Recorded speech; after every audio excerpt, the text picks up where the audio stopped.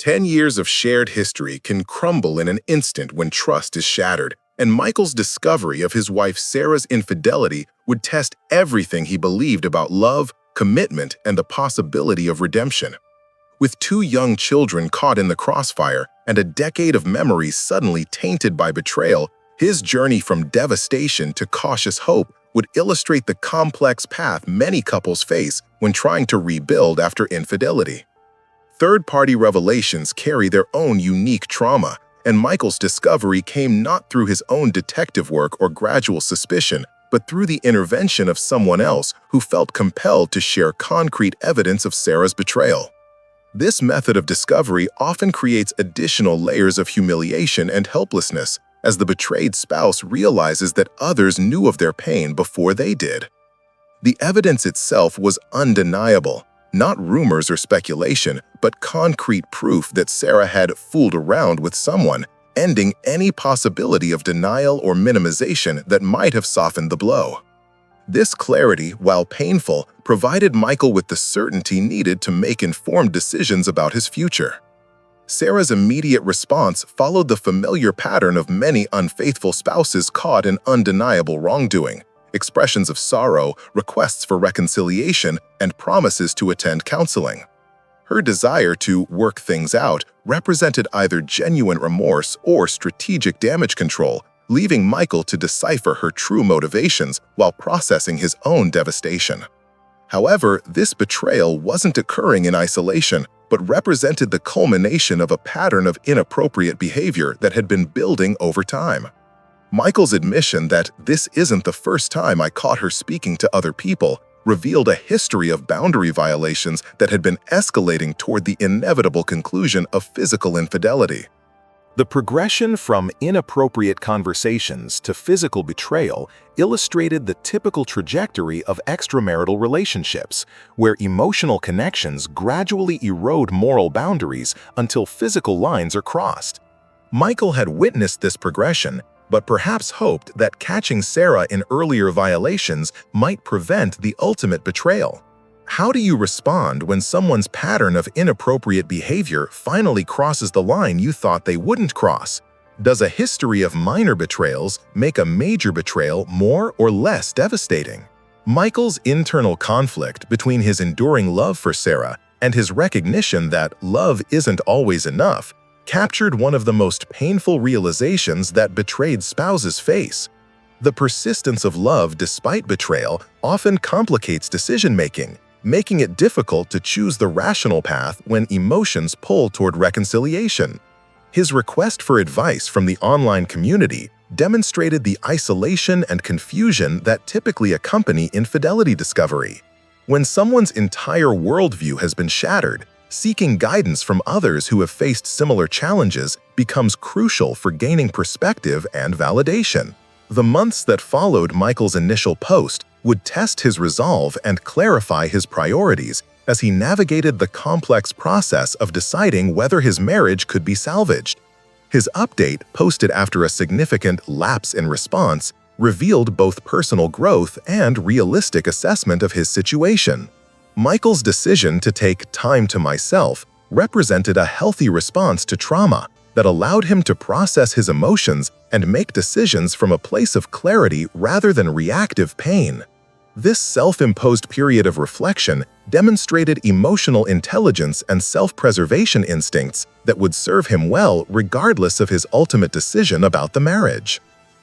His current living situation, not residing with Sarah while she continued to express desire for reconciliation, created necessary space for healing while maintaining the possibility of future reunion. This separation allowed both parties to experience the consequences of Sarah's choices while providing time for genuine change to occur.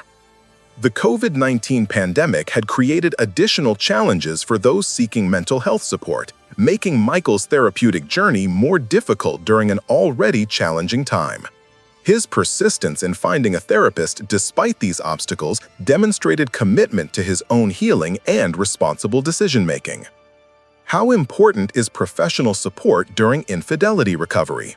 Can couples successfully navigate betrayal without outside help, or is therapeutic intervention essential for genuine healing? Michael's condition for potential reconciliation that Sarah must deal with her issues before any reunion could be considered represented mature boundary setting that addressed the root causes of her infidelity rather than simply treating symptoms. This requirement acknowledged that superficial apologies and promises wouldn't be sufficient for rebuilding trust. His honest assessment that he wasn't sure if there was a future for us while simultaneously leaving the door open for possibility demonstrated the complex emotional state of many betrayed spouses who must balance hope with realism, love with self-protection.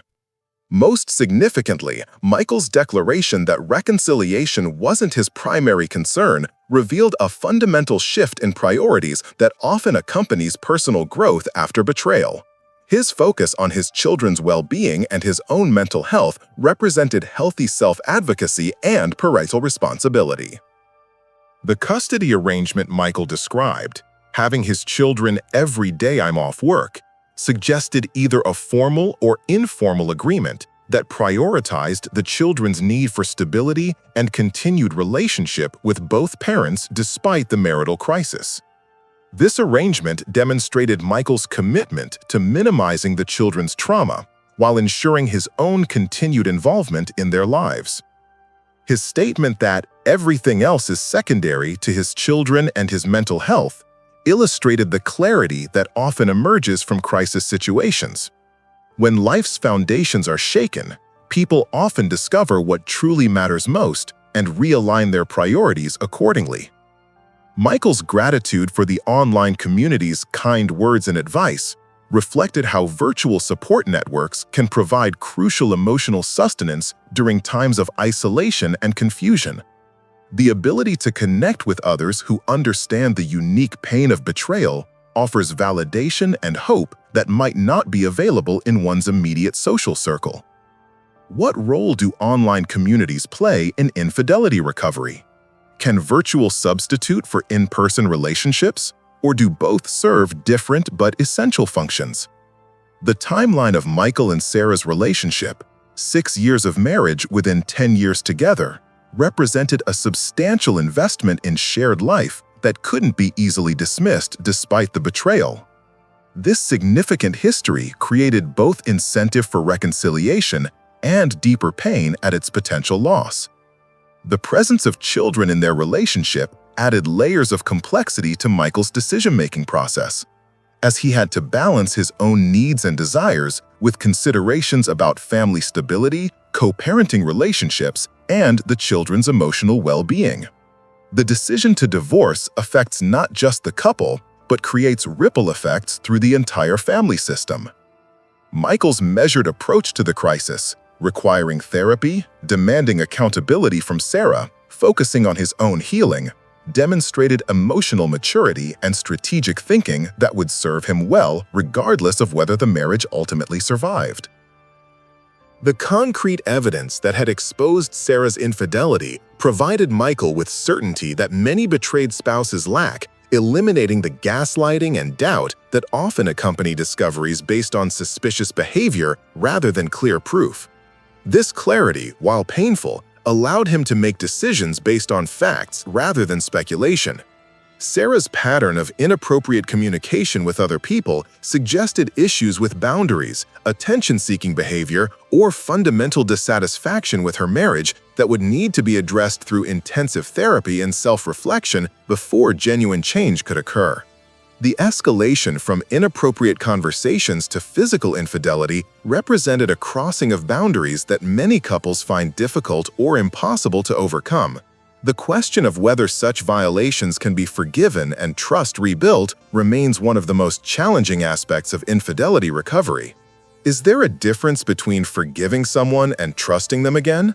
Can a marriage survive when forgiveness is possible but trust remains elusive? Michael's handling of the crisis demonstrated several healthy coping strategies that others in similar situations might emulate. Seeking space for processing, pursuing professional help, setting clear conditions for reconciliation, prioritizing children's well-being, and maintaining support networks. His refusal to rush into any decisions about the marriage's future while Sarah pushed for immediate reconciliation showed understanding that healing and trust building are processes that cannot be hurried, regardless of the unfaithful partner's desire to move past their mistakes quickly. The therapeutic support Michael was beginning represented recognition that infidelity recovery often requires professional guidance to navigate the complex emotions, practical decisions, and relationship dynamics that emerge after betrayal. Individual therapy would help him process his trauma while potentially preparing him for couples counseling if he chose that path. The question of whether their marriage could survive would ultimately depend on several factors: Sarah's willingness to engage in genuine self-examination and change, Michael's ability to process his pain and potentially rebuild trust, their capacity to create new relationship dynamics that addressed the issues that led to the infidelity, and their mutual commitment to the difficult work of recovery. Michael's story illustrated how infidelity creates not just a crisis for the couple, but a complete disruption of family life that affects children, living arrangements, financial stability, and future planning. The decision about whether to reconcile involves not just forgiveness, but practical considerations about creating a stable, healthy environment for all family members. His approach to the crisis, measured, self-protective, child-focused, and oriented toward healing rather than revenge, provided a model for others facing similar challenges. His recognition that love alone isn't sufficient for a healthy marriage demonstrated wisdom that would serve him well whether he chose reconciliation or separation. What factors should be considered when deciding whether to attempt reconciliation after infidelity? How do you balance love and forgiveness with practical concerns about safety, trust, and family stability? The support Michael received from the online community highlighted how shared experience and mutual understanding can provide comfort and guidance during times of crisis. The collective wisdom of those who had faced similar challenges offered perspectives and hope that might not have been available from friends and family who hadn't experienced betrayal. His story represented hope for others facing similar situations. Hope not necessarily for marriage survival, but for personal resilience, healthy decision-making, and the possibility of creating a good life regardless of whether that life included the person who had caused such pain. Michael's emphasis on his own healing and his children's well-being over the fate of his marriage demonstrated emotional growth and appropriate priority setting that many people struggle to achieve when facing the crisis of infidelity. His example showed that recovery is possible even when outcomes remain uncertain. Michael's journey from initial devastation to measured hopefulness illustrated the reality that healing from betrayal is a process that requires time, support, and often professional guidance. His willingness to share his experience provided encouragement to others that they too could navigate such challenges and emerge stronger, wiser, and more self-aware.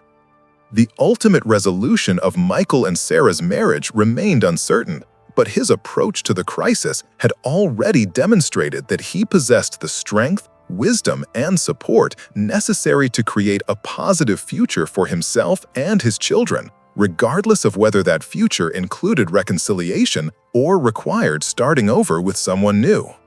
His story served as both a cautionary tale about the devastating effects of infidelity and an inspiring example of how individuals can respond to betrayal with dignity, wisdom, and commitment to their own growth and their children's well-being, proving that while we cannot control others' choices, we can control our responses to those choices.